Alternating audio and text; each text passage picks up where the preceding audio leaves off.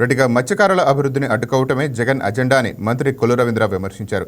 నిన్న నెల్లూరు జిల్లా పర్యటనలో ద్వారా మత్స్యకారుల మధ్య చిచ్చుపెట్టే ప్రయత్నం చేస్తున్నారని ఆరోపించారు.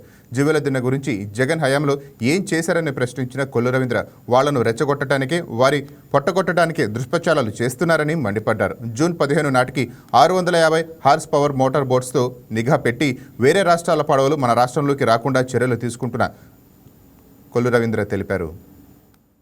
కేటాయిస్తున్నారని చెప్పి నిన్న జగన్మోహన్ రెడ్డి నెల్లూరు పర్యటనలో తన యొక్క కడుపు మంటని, ఈ రాష్ట్రాన్ని అభివృద్ధి చెందడం ఇష్టం లేక వివిధ వర్గాల మధ్యన చిచ్చులు పెట్టే కార్యక్రమానికి మరి కొనసాగిస్తా ఉన్నాడంటే జగన్ బ్రతికే ఒక అరాచకం.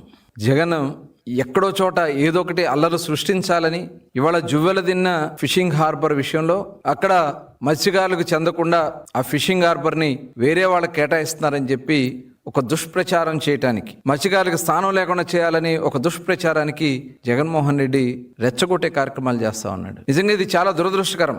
అక్కడ ఫిషింగ్ హార్బర్ నిర్మాణం వాళ్ళకి బిల్లులు ఇవ్వకుండా, ఆ పనులు కంప్లీట్ అవ్వకుండా ఆ ఫిషింగ్ హార్బర్ని వెనక్కి నెట్టినటువంటి వ్యక్తి జగన్మోహన్ రెడ్డి. ఇది అవునా కాదా?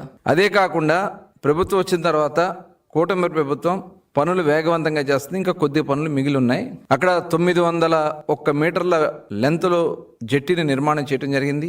అక్కడ ఫిష్ ల్యాండింగ్ సెంటర్ కానీ, అక్కడ కోల్డ్ స్టోరేజెస్ కానీ, వాళ్ళకి కావాల్సినటువంటి వలలు కానీ, ఇవన్నీ కూడా భద్రపరచుకోవడానికి గదులు కానీ, అక్కడ ఒక సొఫిస్టికేటెడ్ ఫిషింగ్ హార్బర్ నిర్మాణం జరిగింది. దాన్ని తీసుకెళ్లి వేరే సాగర్ సొసైటీ, సాగర్ డిఫెన్స్ వాళ్ళకి ఇచ్చేస్తున్నారని చెప్పి ఒక దుష్ప్రచారం చేయడానికి, అంటే అక్కడ మత్స్యకారుల్ని రెచ్చగొట్టడానికి. ఇలాంటి దుర్మార్గమైనటువంటి ఆలోచన ఉన్నటువంటి వ్యక్తి నిజంగా మత్స్యకారులు పొట్టకొట్టినటువంటి వ్యక్తి జగన్మోహన్ రెడ్డి. ఫిషింగ్ హార్బర్ లో ఎస్టిమేట్లు పెంచేసి దాంట్లో కమిషన్లు దండుకున్నటువంటి వ్యక్తి జగన్మోహన్ రెడ్డి. అదే కాకుండా ఆ రోజున మరి చూసాం, జీవో నెంబర్ 217, అంటే తరతరాలుగా మత్స్యకారుల హక్కులుగా ఉన్నటువంటి చెరువుల్ని కొట్టేయడానికి నీ అన్యాయాలతో ఆ జీవో నెంబర్ 217 తీసుకొచ్చాం. మరి మా కూటమి ప్రభుత్వం వచ్చిన వెంటనే ఆ జీవో నెంబర్ 217 రద్దు చేశాం. మళ్ళీ మత్స్యకారులకి ఆ భూములు చెందేలాగా చేశాం. మరి ఆ రోజున మొట్టమొదట బ్యాన్ పీరియడ్ లో డబ్బులకి శ్రీకారం చుట్టింది తెలుగుదేశం. ఆనాడు గౌరవనీయులు నారా చంద్రబాబు నాయుడు గారు 50 సంవత్సరాలకి వీళ్ళు సముద్రంలో వేట చేయలేకపోతున్నారని చెప్పి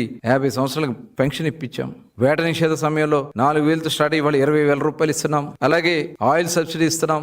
వేటకెళ్లి చనిపోయిన దాదాపు 90 మంది చనిపోతే వాళ్ళకి 5 సంవత్సరాలు ఒక్క పైసా ఇవ్వలేదు. మీరు డెత్ సర్టిఫికెట్ల పేరుతో వాళ్ళని ఇబ్బంది